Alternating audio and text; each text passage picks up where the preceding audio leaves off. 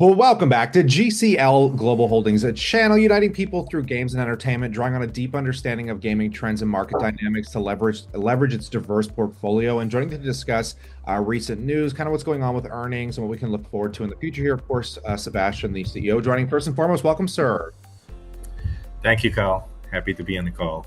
Yeah, it's such a pleasure to get you on. And firstly, maybe for newer audiences, you want to just give us a high-level overview of exactly what GCL is doing in the gaming and entertainment space? Well, the company has evolved over the number of years that we've been operating so far. We first started out as a game distributor. We've been around the market for about 18 years so far.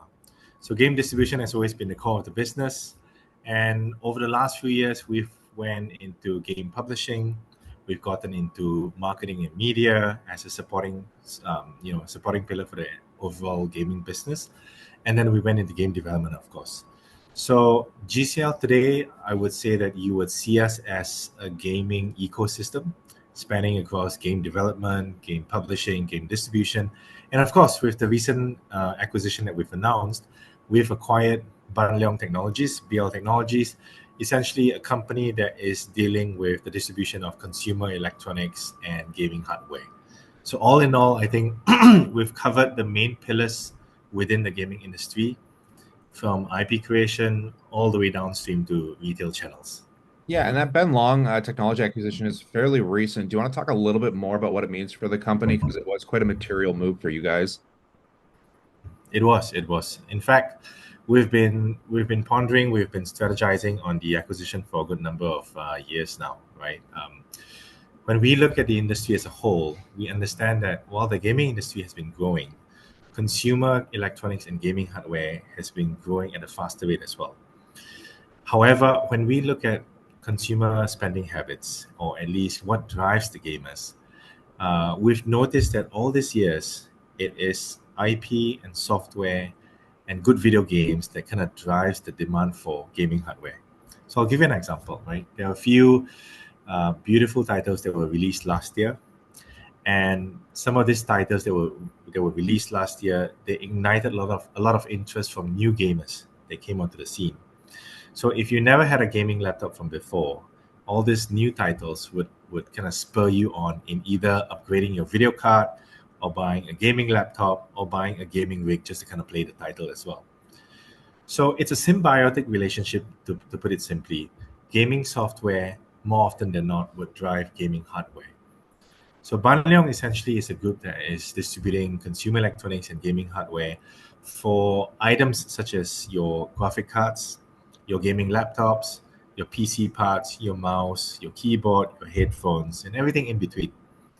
So as we're building GCL in its organic manner, as we're building our game development capabilities, as we're investing in more IP, we do see the shift in consumer demand, whereby uh, retail gamers or casual gamers, at some point in their life, they would want to kind of purchase a gaming rig, a gaming laptop, or kind of upgrading their graphic cards for better visual fidelity in the medium that they're consuming through their hardware.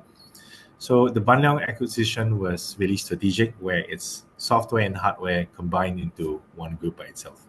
Yeah, no, very intriguing to say the least. And I mean, reflecting too on your full year 2025, it's nothing short of incredible. I mean, your revenues were up 45%, generating 142 million, your EBITDA up 980% to 10.8 million. Do you want to just talk about the highlights and what investors should focus on in this period? Right. So FY25 was truly a record year for us, as you saw from the numbers. I think it's a testimony to the overall group's strategic growth and the direction that we're moving towards as well. When you look at just the composition of the numbers as well, you would see that GCL as a group today, while our baseline business and the DNA of the business started out from game distribution, right? Game distribution has always been a very stable part of the business. You take finished goods, you take games, and you sell it into the sales channel, the retail channels. So it's generally quite a stable part of the business. But 3 years ago, we went upstream. We went into game publishing. We established a game development unit within the entire group. So when you compare our FY24 numbers and 25 numbers, you would see that the contribution from game publishing has actually increased from 3.5% to 11%. So that increase is a testimony to the overall shift and the evolution of the group, where we have gone from just pure distribution into something that's more IP focused, investing into titles, investing into studios.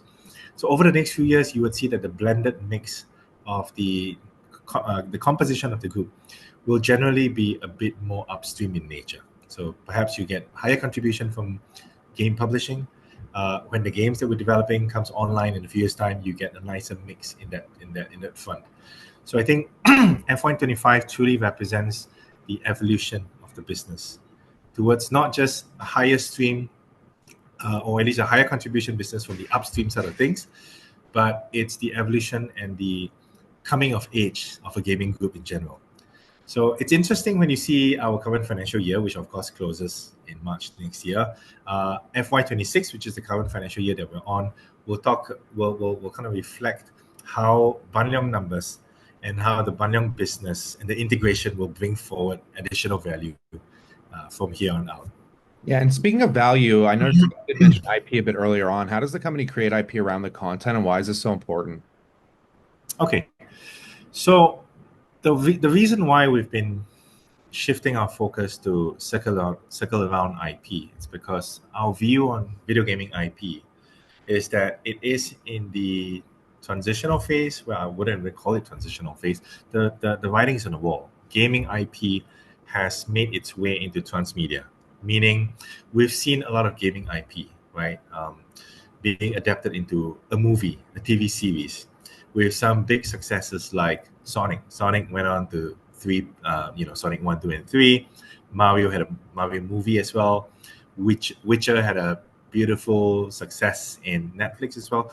And these are just the selected the selected few IP that has made its way from video gaming to movie to TV series. So on that front, GCL today continues to build around IP. We have got our own game development unit internally within GCL that's working on our own IP. So that's one. So originating in IP that's original, that belongs to us, whereas the game publishing arm that's for Divinity continues to scout for interesting IP around the world that we can deploy capital as a publishing unit to help publish the game, not just in a region, but potentially, in the global markets. So being a publisher, getting vested interest in IP, that's how we see GCL in adding value to all this IP that's coming in. Right? We publish the game, we market the game.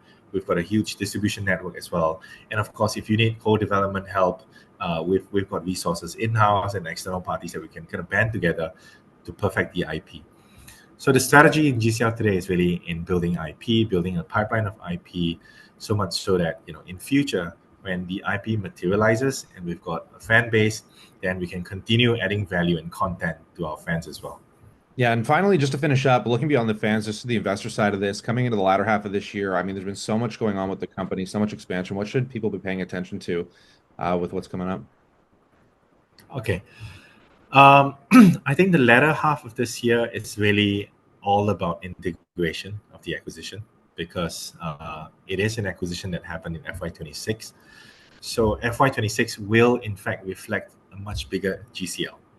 Well, FY25 was a record year, and it's impressive in its own nature. I think FY26 will bring about a different GCL, a GCL that now involves IP creation, IP investment, but also the building of the blocks circling consumer electronics, gaming hardware, and integrating both parts into one group. So I think FY26 is really about integration. So that's one piece. The next piece, of course, Switch 2 is an exciting item this year. So we've been selling games for the Switch 2 platform. So FY26 will kind of see a lot of value that's deriving the games that we've been selling for Switch 2, and also some of the IP that's coming up for this financial year and perhaps transitioning into next financial year as well. So all in all, I think FY26 is truly an inflection point where we have evolved as a group into a much larger group. And hopefully for investors that follows our journey, you'll see that the group and potentially the numbers, it'll evolve in a manner that's constructive to all. On that note, we'll pass it off to the viewers. As always, we'd love to know what you think, but consider subscribing as news catalysts come down the wire. Of course, we're going to bring it to you here, but on that, we look forward to catching you in the next one.